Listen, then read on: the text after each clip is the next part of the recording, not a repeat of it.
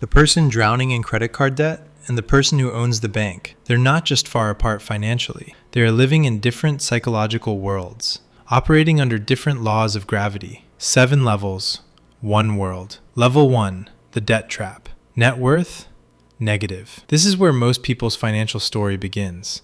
And for too many, it's where it stays. You know the feeling. Month ends before the money does. The credit card pays for the groceries that were supposed to cover last week's bill. You're not spending beyond your means. You're just trying to stay afloat, and the current keeps pulling. Here's the psychological trap nobody explains. Debt doesn't just take your money.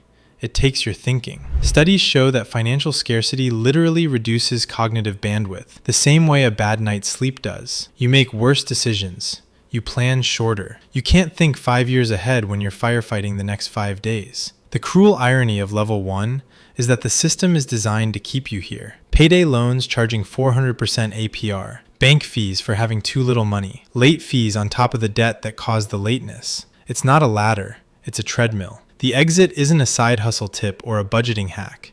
It's one thing, a margin. Any margin. $500 in savings changes your psychology more than it changes your math. It breaks the scarcity loop. And that's the whole game at level 1. Not wealth, not freedom, just margin. Level 2, the paycheck-to-paycheck plateau. Net worth, $0 to $10,000. You're out of the debt trap. You're not drowning anymore, but you're also not swimming. You're just treading water. Level 2 looks stable from the outside. Bills get paid. Maybe there's a small savings account, Netflix subscription, a used car, dinner out sometimes. You're doing fine until you're not. 1 transmission replacement, 1 hospital bill, 1 layoff, and level 2 collapses back into level 1 overnight. This is the largest group in most Western countries. In the United States, over 60% of adults report living paycheck to paycheck as of recent surveys. That's not a poverty statistic. That includes people earning $75,000, $90,000, even 6 figures. The difference between level 2 and level 3 isn't a raise. It's the moment you stop spending 100% of what you earn. That's it. That's the entire jump. Most people never make it not because they don't earn enough, but because lifestyle expands to match every raise, every bonus, every promotion. Economists call it lifestyle inflation. I call it the level 2 ceiling, and it is very, very comfortable. Level 3, the safety net. Net worth, $10,000 to $100,000. Something changes at level 3, not dramatically, but something real shifts, and most people who experience it can't quite articulate what it is. It's the ability to say no. No to the job that's making you miserable because you finally have 3 months of expenses sitting in a high-yield savings account. No to the toxic relationship that you stayed in because you shared rent. No to the family member who needs a loan for the 4th time. The safety net doesn't just protect your finances, it protects your choices. At this level, you're starting to invest. A 401k with an employer match, maybe an index fund. You're not doing anything sophisticated. You don't need to be. Time and compound interest are doing the work, if you let them. The trap at level 3 is impatience. The returns look boring. People cash out. They buy a car. They renovate the kitchen, and they reset the clock. The ones who make it to level 4 don't do anything clever. They just don't touch it. Level 4. The comfortable middle. Net worth, $100,000 to $1 million.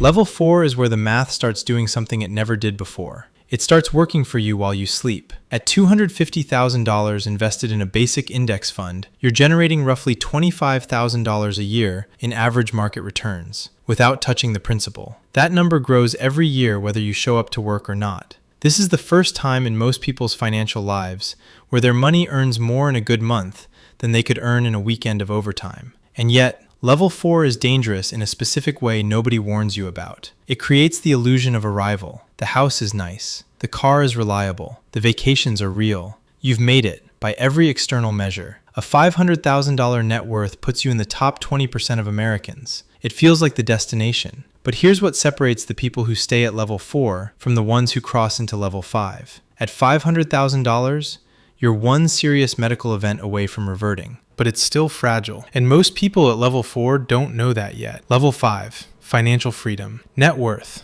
$1 million to $10 million. The first million is a psychological event as much as a financial one. Something structurally changes when your invested assets cross the $1 million mark. Based on the 4% safe withdrawal rule, backed by decades of market data, you can now withdraw $40,000 a year forever without ever eroding your principal. In most parts of the world, that's a livable income. In some parts, it's a good income, generated passively, indefinitely. For the first time, work becomes optional.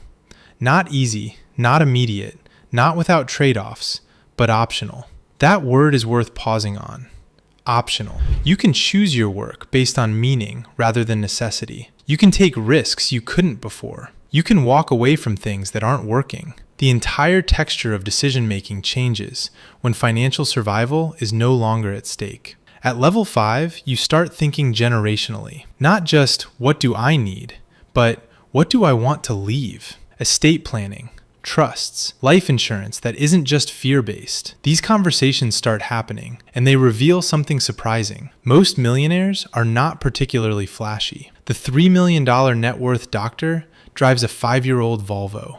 The $7 million entrepreneur still checks prices at the grocery store. The stereotype doesn't hold, because at this level, you've stopped using money to signal. You've started using it to protect. Level 6, the ultra wealthy. Net worth, $10 million to $100 million. At level 6, the conversation about money almost disappears, replaced by a conversation about structure. You're not managing a portfolio anymore. You have people who manage the people who manage the portfolio. A family office, a team of lawyers, accountants, wealth advisors, whose entire job is to make sure the wealth doesn't just survive, it compounds across generations. At $30 million invested, you're generating $1.2 million a year at 4%, which means you're almost certainly reinvesting most of it. The number grows faster than you can reasonably spend it, unless you try very hard. And some people at this level do try very hard. Private jets on charter, multiple properties on 3 continents, art that costs more than the average person's house. The spending at level 6 isn't excess. It's almost a job. The question stops being, can I afford this? And becomes, is this worth my attention? And that's the real currency at level 6.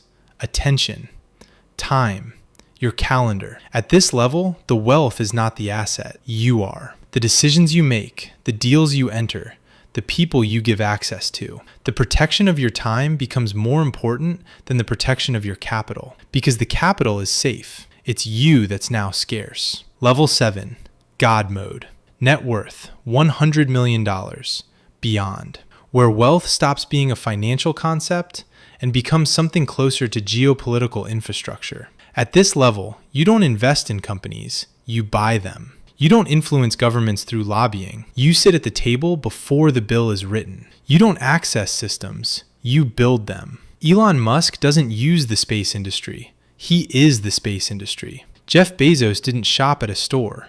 He restructured what retail means globally. The people at level 7 operate under a completely different set of physics. A $1 billion loss is a rounding error on their quarterly statement. They can afford to be wrong at a scale that would bankrupt a country. And that capacity to absorb failure is itself a superpower, because it enables risks that no rational actor with skin in the game would ever take. Here's the thing that people miss about level 7. It's not about consumption anymore. These people can have everything, so having things stops mattering. What drives them, what the psychology research actually shows, is legacy, power, and the game itself, the scoreboard. It's no longer human scale motivation. It's something else.